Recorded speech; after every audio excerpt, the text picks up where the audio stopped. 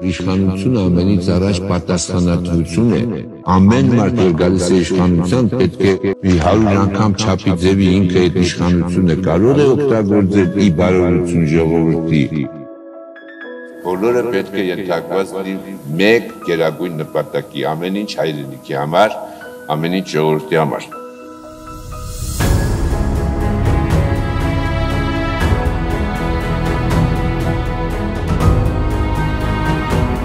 Առանց ազգային գաղափարախոսության ազգը չի կարող գոյատևել։ Եթե մենք իսկապես ուզում ենք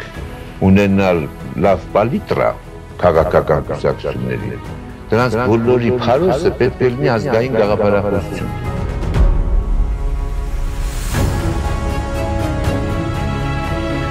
Այսօր ժամանակն է մի անգամ ևս ոգեկոչել Չարենցի հայտնի կոչը, «Ո հայ ժողովուրդ, քո միակ փրկությունը քո հավաքական ուժի մեջ է»։